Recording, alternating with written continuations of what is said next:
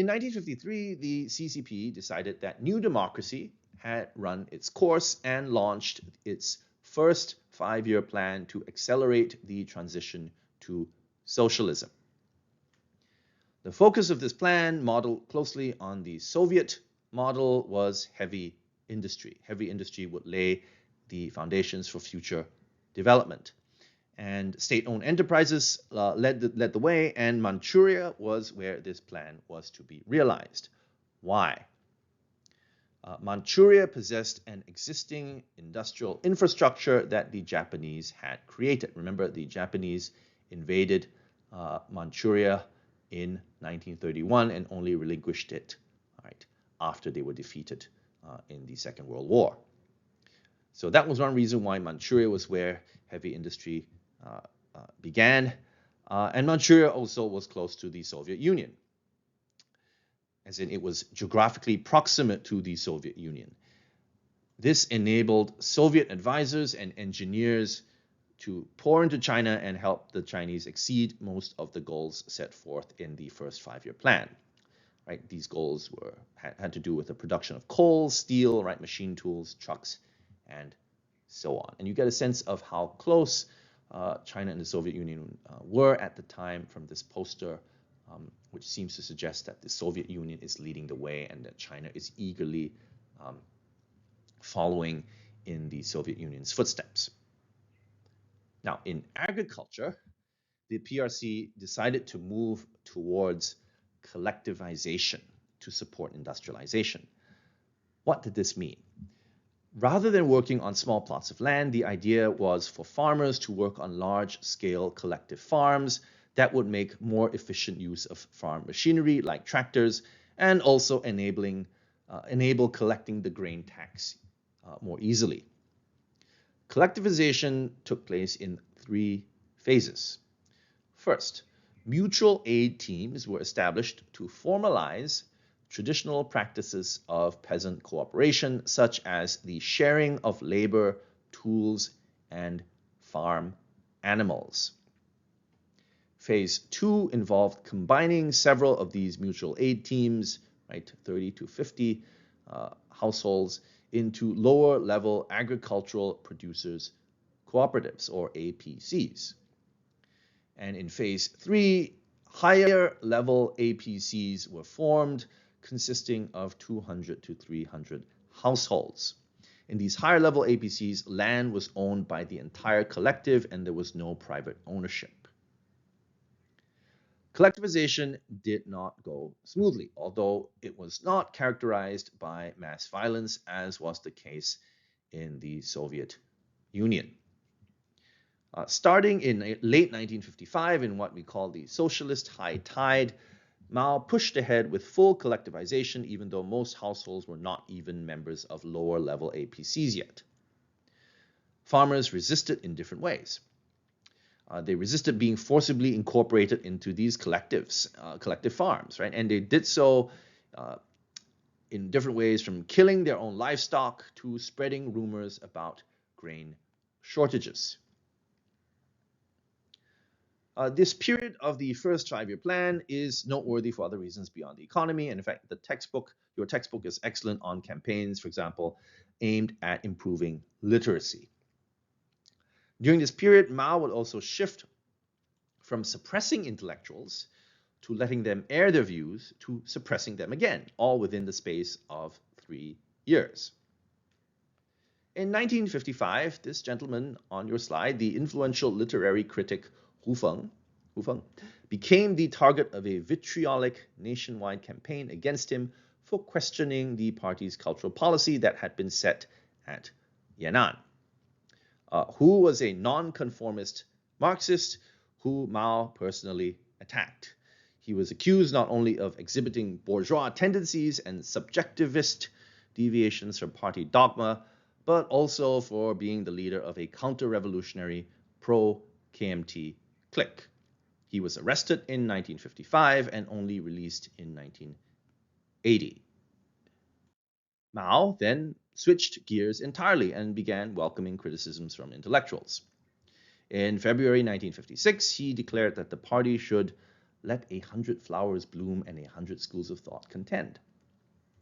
He later declared in a famous February 1957 speech on the correct handling of contradictions among the people that non-antagonistic contradictions within the ranks of the people are permissible, but not antagonistic contradictions between us and the enemy. That is to say, between the people and the United States. So, encouraged by the party, persons began speaking out very frankly and brutally against the party's failures, from its incredible inefficiency to poor planning to the privileges enjoyed by party leaders. Students on campuses across the country began putting up big character posters, 大字报. These are handwritten pieces of political writing that are put up in public places, and they would continue to be a feature of Chinese history going forwards. Swiftly, though, the party moved again to suppress its critics. Mao had hoped that loosening restrictions on expression would reinforce perceptions of the strength and stability of the government and party leadership.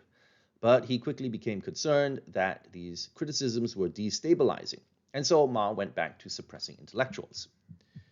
In June 1957, the party launched the anti-rightist campaign against supposed anti-communists, against the poisonous weeds that had grown among fragrant flowers. And the execution of the campaign was itself an object lesson in the arbitrariness of the party. The party stipulated that at least 5% of its leaders in any area were rightists. And so these were kind of like production quotas for factories. These were quotas that had to be filled. The party, in other words, had to find enough rightists to fill this quota. And so within months, 400,000 to 700,000 intellectuals were jailed or sent to labor camps, including many prominent intellectuals, and others simply committed suicide. And these persons were not rehabilitated until the late 1970s, many of them only posthumously after they had died. Now, throughout the first 5-year plan, the CCP sought to accelerate China's transformation into a communist state. In 1958, encouraged by the progress of collectivization, Mao decided that things could move even faster. So rather than sticking to the Soviet developmental model that prioritized advanced technology and heavy industry, Mao decided to break from the Soviets and rely on the masses to realize communism. And this is the Great Leap Forward, which in practice meant reorganizing rural society into people's communes. These people's communes were approximately 25 times larger than the higher level APC and consisted on average of 5,500 households. Communes were to serve as administrative, economic, and social units within which not even private ownership of garden plots and livestock were allowed. And by 1958, nearly all rural families had become members of these gigantic communes. These communes radically transformed everyday life in the countryside. Eating, for example, as shown here, became a mass communal activity. You now ate in large mess halls rather than with your families in the privacy of your homes. The traditional family and gender roles were further eroded by communal living. Institutions such as mess halls, nurseries, and kindergartens freed women from the daily responsibilities of cooking and childcare. Now women were available to labor on the land with men, right? So does this represent the realization of some of the ideas that He Ying-jen sketched out in her feminist manifesto that we read? Grandparents no longer had to babysit their grandkids and could spend their time at happiness homes for the elderly. Now, communal life was also highly militarized. Men and women alike were drafted into militias, even if you did not necessarily get to fire a gun. And in these militias, you rose, ate, slept, and worked together. You worked on irrigation and water control projects. You participated in campaigns such as this one shown here, aimed at eliminating rats, flies, mosquitoes, and sparrows, or the so-called four pests. Most infamously, you participated in manufacturing steel. Mao believed that communes should develop local industries, and so he called upon farmers to produce their own steel. Farmers built their own homemade steel furnaces, melted their own pots and pans and window frames into pig iron, and chopped down large tracts of forests as fuel, right, causing deforestation. Now, if you know anything about making steel, you will know that you cannot make steel in your own backyard. The steel that these participants in the Great Leap Forward produced was pretty much worthless. And because land and labor had been diverted to steel production, agricultural yields suffered. This was in turn compounded by communes exaggerating their grain production figures, right? Communes competed with each other to see who could produce the most grain, and so they tended towards exaggerating how much grain they had produced.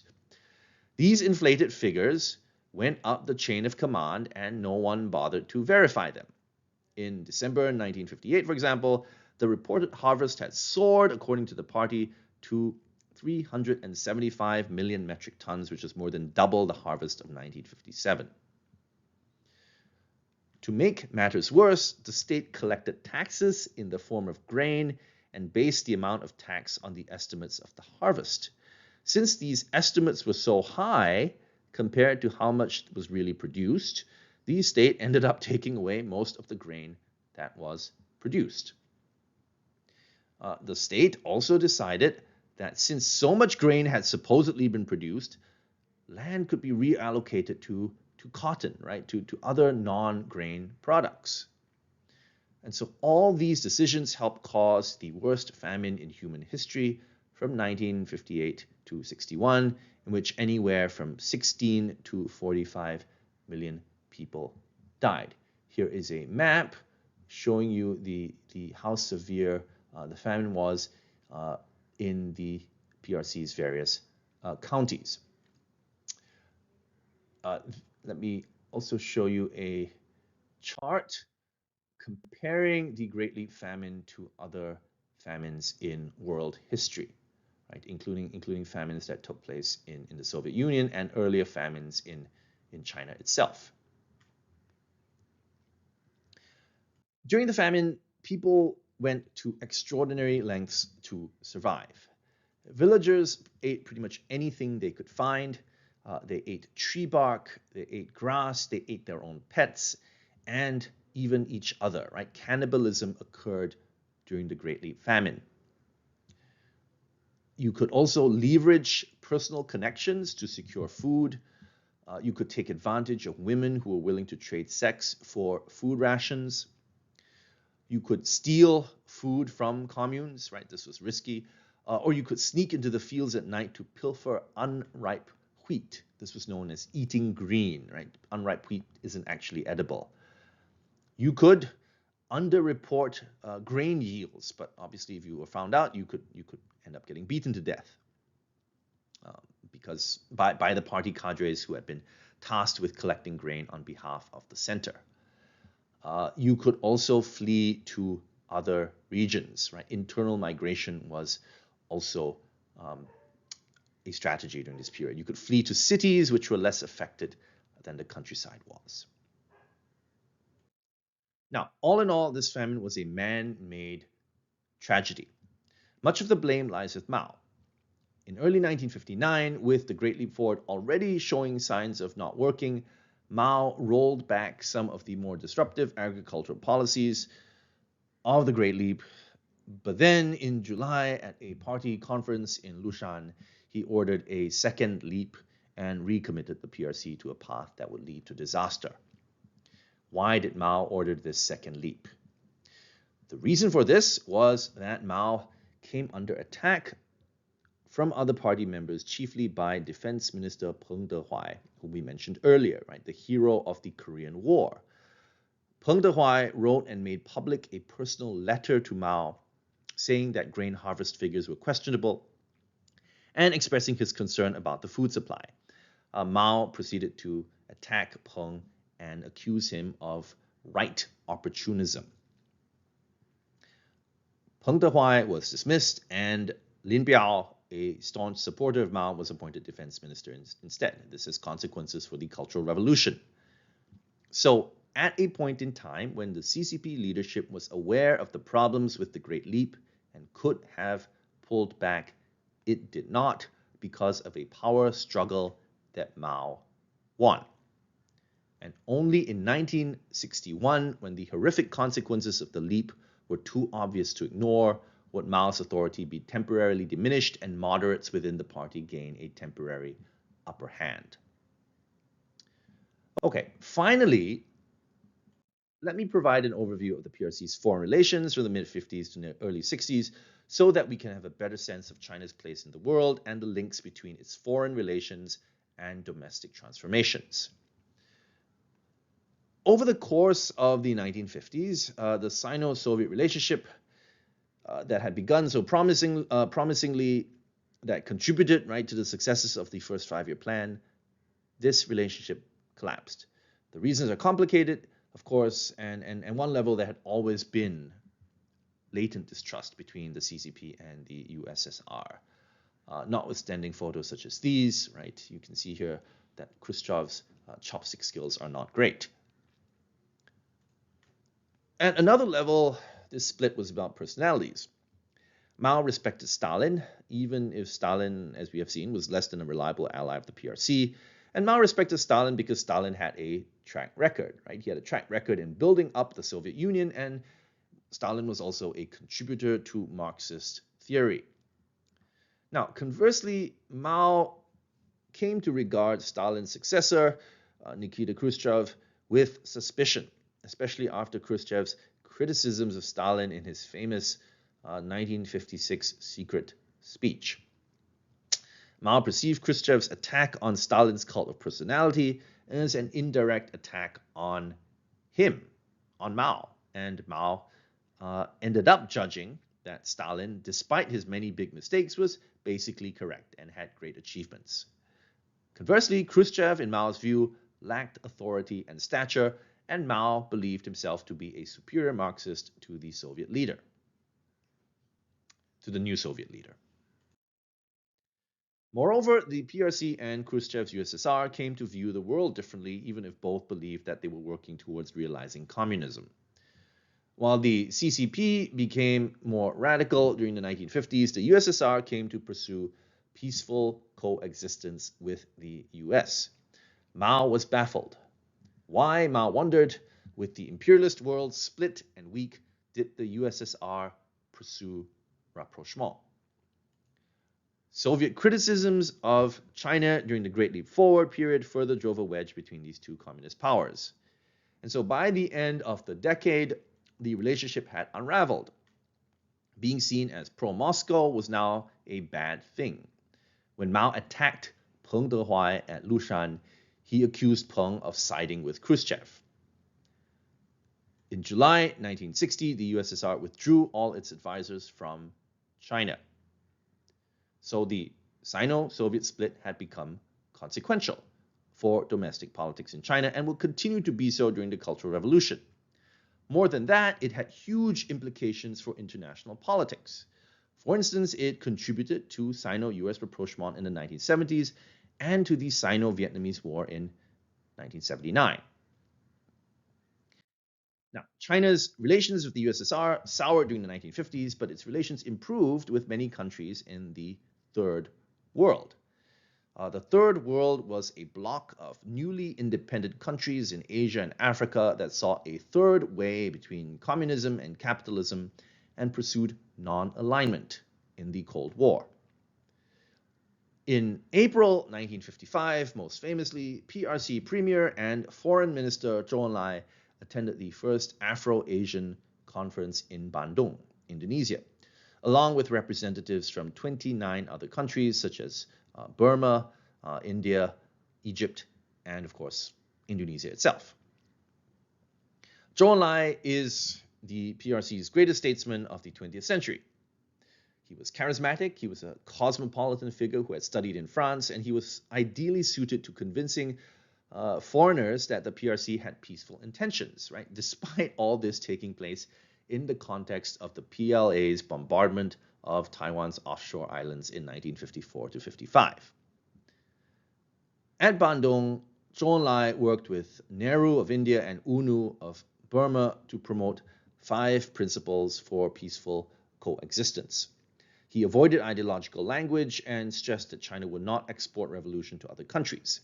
He even announced that China was willing to negotiate with the US to reduce tensions in the Far East. At Bandung, Zhou was also responsible for signing a landmark piece of legislation, the Sino-Indonesian Dual Nationality Treaty. Now, with Indonesia's independence from the Dutch in 1949, the citizenship status of its large ethnic Chinese population became unclear. And let's not forget that this Sino-Indonesian population had a history of tense relations with locals. Now, about a third of these persons, these Sino-Indonesians, had dual citizenship, which led to concerns in independent Indonesia over the supposed divided loyalties of these Chinese persons. So what the 1955 treaty did was require that both countries, the PRC and Indonesia, seize recognition of dual nationality and require that persons decide on either PRC or Indonesian citizenship, and that this choice of citizenship would be respected. In a speech in 1956, Zhou Enlai stressed that Chinese who chose Indonesian citizenship should not be treated by China as traitors who had abandoned their Chinese heritage. They should be considered friends. Zhou Enlai also counseled ethnic Chinese who had opted for PRC citizenship to avoid meddling in Indonesian domestic politics so as to allay Indonesian nationalist fears. And so this little example illustrates how the CCP was able to reassure post-colonial governments of its peaceful intentions in the mid-1950s, all while continuing its struggle with the KMT on Taiwan. All right, let's conclude. There are a couple questions that I think we ought to think about. The first is what the CCP's vision of an ideal socialist society was, and how in the period that we have looked at, how did it seek to realize this vision from 1949 to 61? And what were the consequences of its attempts to realize this vision of a socialist society? We should also ask ourselves during this period, who exactly constitute the people whom the CCP claimed to be mobilizing and working on behalf of and representing? Who were not the people? Let us think, in other words, about the various categories that the party employed to divide up the Chinese population. These categories were not stable. They changed over time, oftentimes rapidly. And finally, let us ask ourselves, what was the place of the PRC in the world in this period? How did the PRC seek to position itself in the world? And crucially, how were foreign relations, such as with the Soviet Union, and domestic developments connected to each other? That concludes our lecture for today.